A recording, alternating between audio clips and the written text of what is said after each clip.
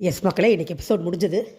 பொதுவாகவே மண்டே எபிசோடில் உருப்படியாக ஒன்றும் இருக்காது. இன்றைக்கும் அதே மாதிரி தான். ஒரே ஒரு ஃபைட்டை வச்சு ஒரு எபிசோட் ஃபுல்லாக ஊட்டி வச்சுருந்தாங்க. ஃபஸ்ட் நைட் ஃபைட்லேருந்து வருவோம்.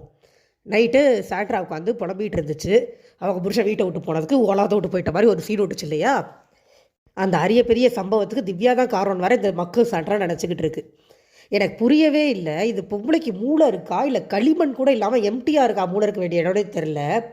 திவ்யா எங்கே வந்தாங்க இங்கேன்னு எனக்கு புரியலை. அவர் திவ்யா கூட பேசி இந்த அம்மாட்ட 2 தடவை சண்டை போட்டார். அதுக்காக மக்கள் யாராவது எலிமினேட் பண்ணுவாங்களா பிரச்சனை? எனக்கு புரியவே இல்லை. அப்படி நினச்சிக்கிட்டு என்ன பண்ணுது திவ்யா திவ்யாவுக்கு பெட்டியை வச்சுட்டு பெட்டியை கொடுக்க சொல்லி லெட்டர் வந்தது. அதனால கொஞ்சம் கபோர்டை க்ளீன் பண்ணி கொடுங்கன்னு சொல்லி கேட்டாங்க. திவ்யா வந்துச்சு, படப்படப்படன்னு ட்ரெஸ்ஸில் தூக்கி மேலே போட்டு போயிடுச்சு. அப்பயும் திவ்யா என்ன சொன்னாங்கன்னா, நான் எடுத்து உள்ளே வச்சிட்றேன் அப்படின்ட்டு அவங்க ரொம்ப கன்சர்னோடு தான் வந்தாங்க. உடனே உனக்கு என்ன வேணும் இப்போ உனக்கு நான் போகணுமா, நீ என்ன பண்ணன்னு சொல்லட்டா அப்படின்னு சொல்லுடி, சொல்லு என்னை கேட்டால். அந்த இடத்துல சாண்ட்ரானால திவ்யா பேசாமல் போயிடுச்சு. இல்லாட்டி திவ்யா அதுக்கு மேலே கத்தக்கூடிய ஆள். சொல்லியிருக்கணும், நீ சொல்லி என்ன தான் சொல்கிறேன்னு நான் பார்க்குறேன்னு சொல்லியிருக்கணும். என்ன உன் புருஷன் உன்னை விட்டுட்டு போய் அவ கூட கள்ளக்காதலா பண்ணா? எனக்கு புரியலை. திவ்யாவுக்கும் உன் புருஷன் வீக்ஷனுக்கும் என்னமா சம்பந்தம்? எப்படிமா நீ கனெக்ட் பண்ணுற? எனக்கு அது புரியவே இல்லைங்க. யாருக்காவது புரிஞ்சால் சொல்லுங்கள். சாண்ட்ரா எப்படி அதை கனெக்ட் பண்ணுறாங்க? ஐயோ, எனக்கு மரியாதை கொடுக்கவே வரல. நான் போன வீடியோலாம் கடுப்போடு போட்டேன். கஷ்டப்பட்டு கண்ட்ரோல் பண்ணிட்டு பேச வேண்டியதாக இருக்குது. என்ன சம்பந்தம் இருக்குது திவ்யாவுக்கும் பிரச்சனையோட எவிக்ஷனுக்கும்? அவ்வளோ கத்துது சாண்ட்ரா. கற்று திவ்யா இரிட்டேட் பண்ணி அமுச்சு விட்டுருச்சு நைட்டு. திவ்யாவுமே தேவையில்லாமல் ஒரு தியரியை ஃபார்ம் பண்ணாங்க.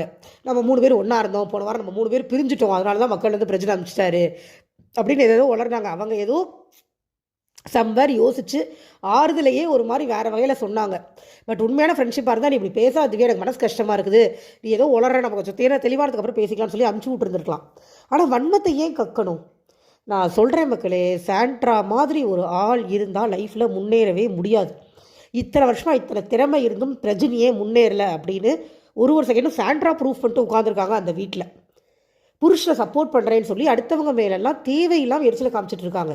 அவங்க புருஷன் போனதுக்கு 1000 காரணம் இருக்குது. அதை யோசிக்கிற அளவுக்கு உங்களுக்கு மூளை இல்லைன்னா பரவாயில்ல. உங்கள் கூடவே சுற்றிட்டு இருந்த ஒரு பொண்ணை இவ்வளோ அசிங்கப்படுத்தணுமா சார்? திவ்யாவுக்கு நல்லா வேணும். போய் இந்த வன்மத்தோடு சேர்ந்துக்கிட்டு தேவையெல்லாம் பண்ணிகிட்டு இருந்தாங்கல்ல, தேவைதான். ஐயோ, பாவமாக தான் இருந்தது சீரியஸாக. அடுத்த நாள் காலையில் விடியுது. இவங்க வினோத் ஏதோ காமெடி பண்ணுறாங்க, இவங்க எக்ஸசைஸ் பண்ணிகிட்டு இருந்தாங்க. கனி, சபரி, வியானா அதை உட்காந்து இவர் கலாய்ச்சிட்டு இருந்தார். வினோத் விக்ரம் பேசிகிட்டு இருந்தாங்க. அப்போ அதுக்கப்புறம் அமித் ஆதிரியை கம்ப்ளைண்ட் பண்ணிகிட்டு இருந்தார். அமித் என்ன சமைக்கிறதுன்னு யோசிச்சுட்டு சுற்றிட்டு இருந்தாராமா. அப்போ ஆதிரை இவர் வேலையே செய்யலை, சும்மா தான் கிச்சனை சொல்கிறாங்கன்னு குறை சொன்னாங்க போல் இருக்கு. ஆதிரை இதை நிறைய பண்ணாங்க. ஒன்றுமே அவங்க ஒன்றும் உருப்படியே கிளிக்கலை. இதில் அமித்தை குறை சொல்கிறது, சபரியை குறை சொல்கிறது, அப்படியே சிரிச்சுக்கிட்டே நீங்கள் எல்லாம் என்ன பண்ணுறீங்க, சும்மா தான் இருக்கீங்கன்னு சமையல் டீமில் சொல்லிட்டு போகிறது நிறைய பண்ணாங்க.